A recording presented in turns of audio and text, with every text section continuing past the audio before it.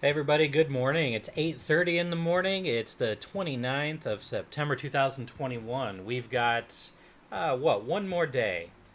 One more day left in the month. We've got a monthly close coming up tomorrow. I want to talk a little bit about that. And I want to talk about the S&P 500, NASDAQ, and Bitcoin. I'm going to take a look at all of those three in that order. Thanks for joining. And before I get into any of this, of course, as you all know, this is not financial advice. I'm not your financial advisor. You're responsible for your own trades, managing your own risk, doing your own research, and I'm just giving my opinion on the market. I have highlighted some of the winning trades that we've had in our Discord server just this month. We've done a really great job this month, even though we've had a pretty red month, which is expected.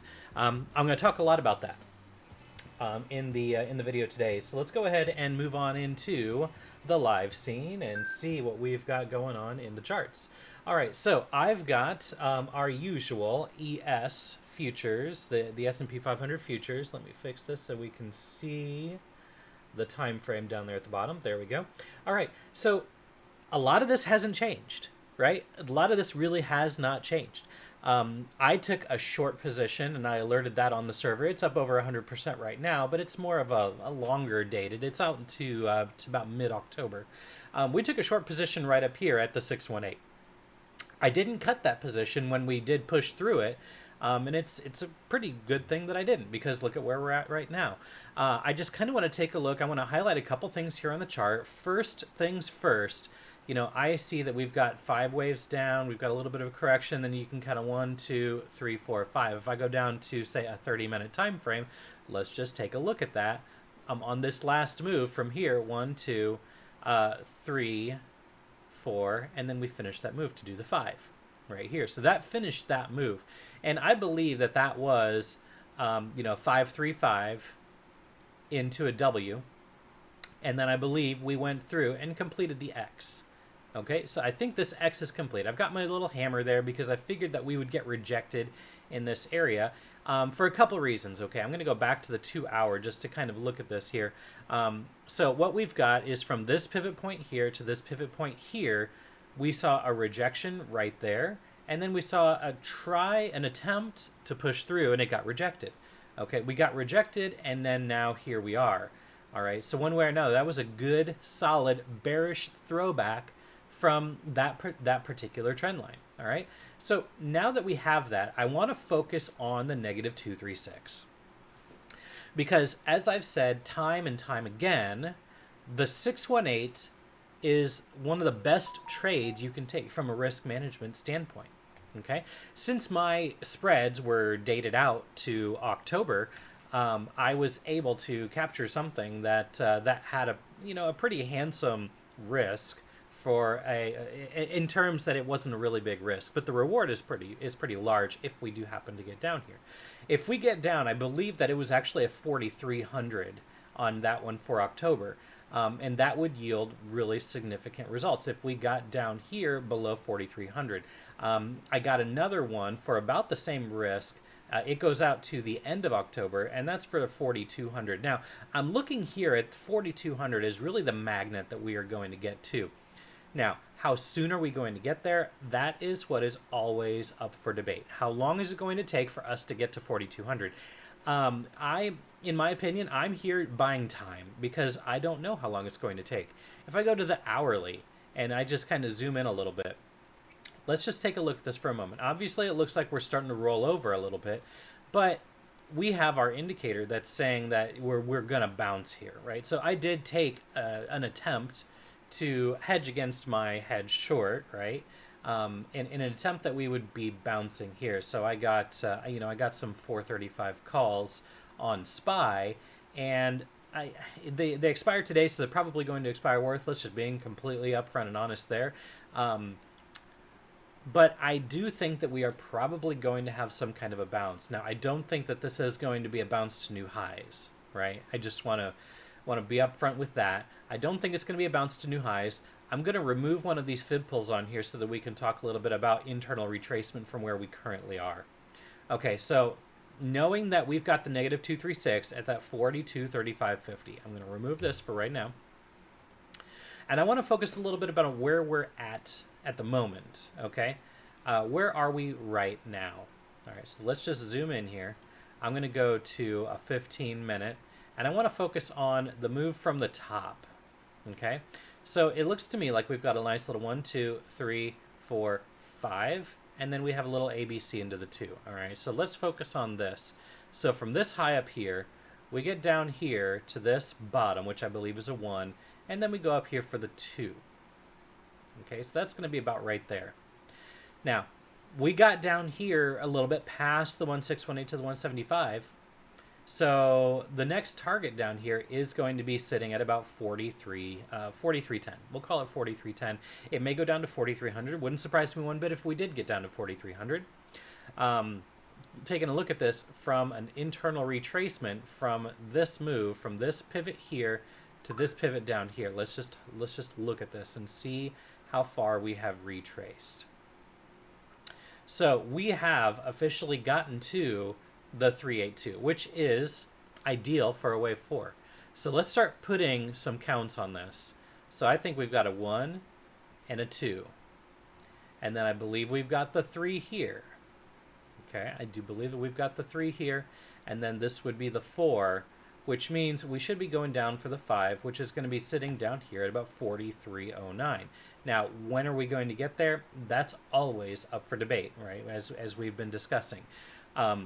Elliott wave does have a lot of subjectivity to it, so it really allows you to interpret however you think is right. So that aspect of Elliott wave means that nothing is certain, and you always tend to throw a little bit of a bias on this. So this is the bearish bias, right, where this would be an A, and then we go up for the B, and then we go down for the C, which would take us to that 4200 target. Let's take a look at a bullish alternative, okay? Let me see if I've got a clean chart over here that we can potentially pay attention to. Okay, so yeah, this isn't terrible. I've got some stuff on here from prior, so let me just clean this up. I do all of my stuff, I do it all in real time. I don't prepare anything ahead of time because I think it's less genuine. So just to kind of throw that out there, that I don't prepare anything ahead of time. It's all, everything that you see me do is basically all in real time. All right, so the bullish alternative from this pivot low here, let's just look at this for a moment.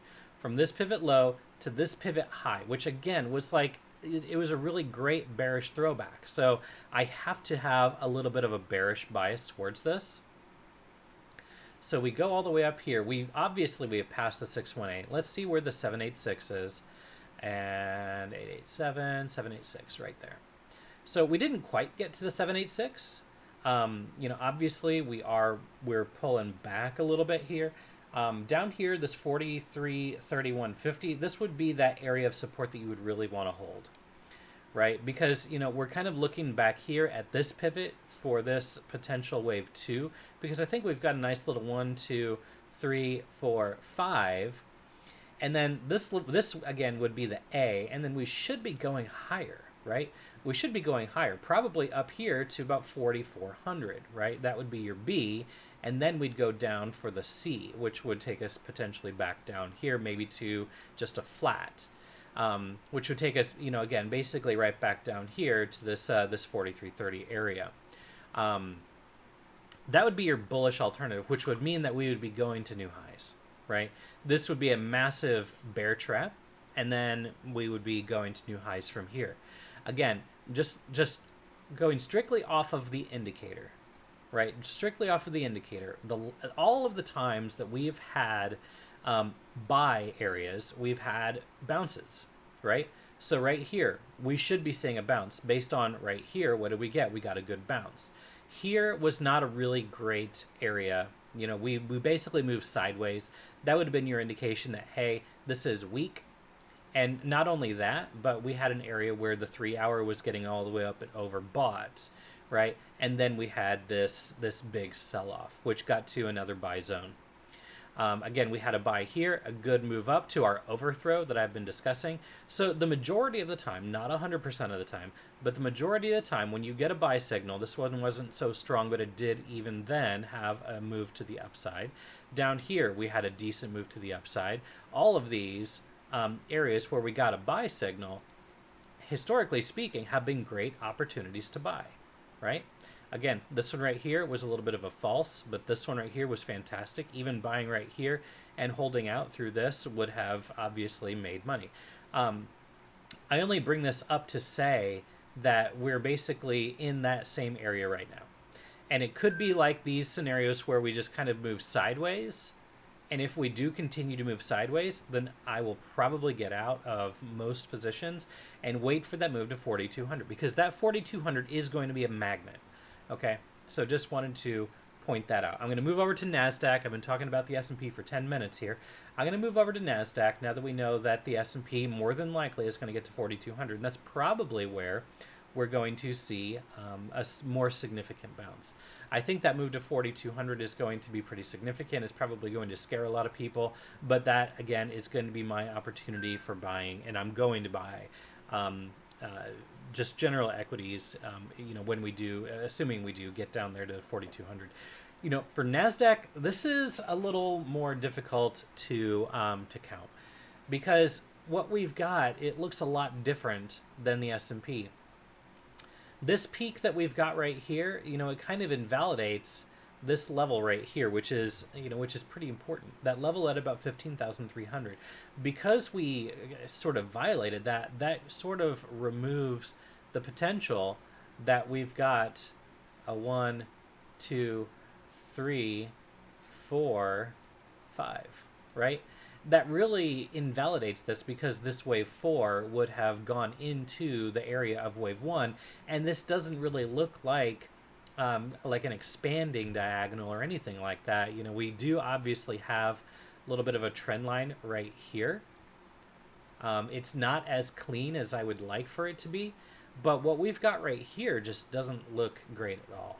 Okay, so what I'm going to do is I'm going to put a channel on this, and I'm going to see if I can make sense of it. I'm going to take this pivot right here. Let me see if I can pinpoint this right there. And then I'm going to take it down to this pivot. I'm going to take ourselves up to this guy right there. As you can see, there is a little bit of confluence here. All right, and by confluence, what I mean, let me just zoom in here and just kind of talk about this for a second. We've got a strong pivot here. We've got a strong pivot here so far. And then looking up here at the top, it's following the same slant, the same slope that the bottom has. So now let me just expand these to the left and to the right. And let's see if we can make sense of this potential channel. All right, so what do we have? Not a whole lot of confluence here. On the expansion, we do have support and resistance levels here. On this bottom, we have this level of resistance, which eventually did break. I would say that this diagonal here is probably important. I'm just talking from a levels perspective. I think that this pivot point down here should be somewhat significant.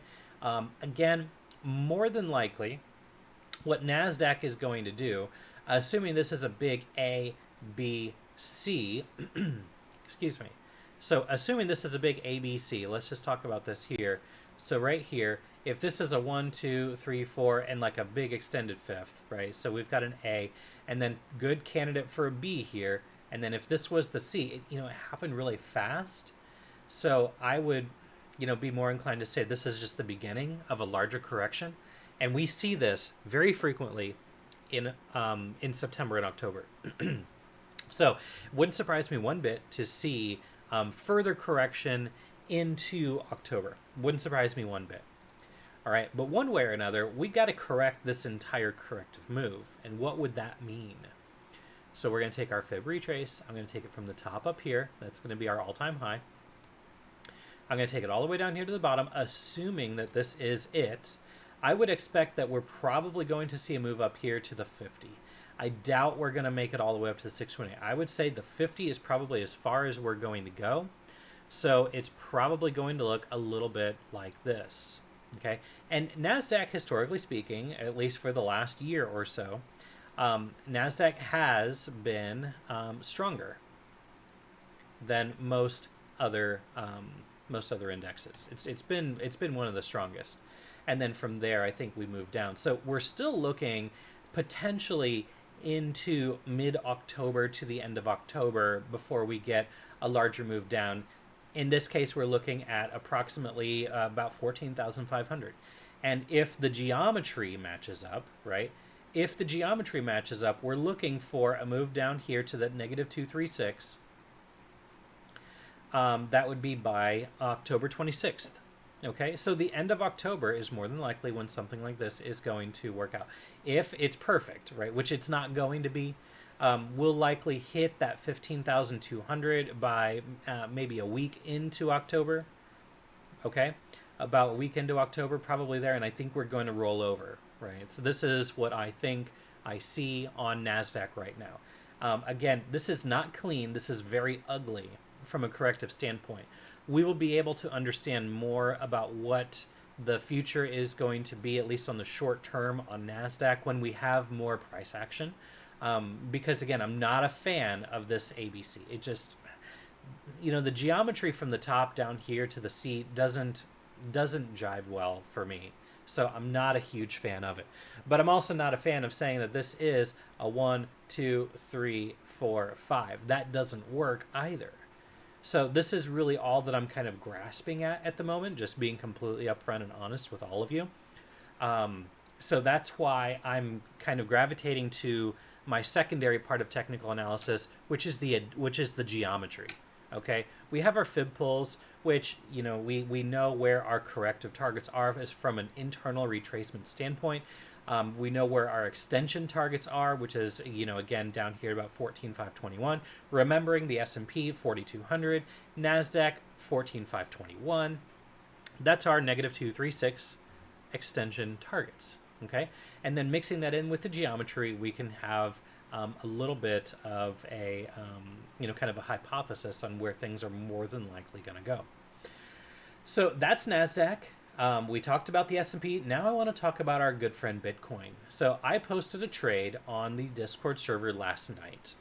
And I said, I'm probably going to be looking to enter in a little bit lower than where the price action currently was, which at the time Bitcoin was trading. It was about right here. It was at about 41,800. And I said, I'm going to place a bid lower. Okay. And let me just go back here and just kind of take a look at this just to make sure that I'm saying this right. I had my buy area at 41,300. I have 41,230 on here, but it was 41,300, and my stop loss was at 40,696, right on the other side of 40,700. Now, on Bybit, it hit 40,700 right on the nose, if I remember correctly. So it's 40,707. That's where it hit, right? So it hit 40,707. I had my stop loss at 4696.50. So it just eked above my stop loss, and now we're sitting up here at $42,000. So that's decent. Now, where am I looking at for this to go? Again, I want to look at this from a kind of like a higher time frame, if you will, looking from the all-time high. We've talked about this quite a bit. We've gone over this before. I think everybody is calling this an ending diagonal. Okay, I'm not a huge fan of how big this one is, but definitely wave 5 was the shortest, which means wave 3 was not the shortest, which makes this valid. Okay, so it makes this valid. I can count, A, B, C, A, B, C, A, B, C up there into the finish. For this right here, it's a little messier. This wave 1 is messier. So not a huge fan of the ending diagonal as far as how the wave 1 is formed, but it works. So now where are we? So from the top, obviously, we've had maybe potential for WXYXZ to finish this move. Okay. A lot of people are calling this a 1, 2, 3, 4, 5, which is also valid as well.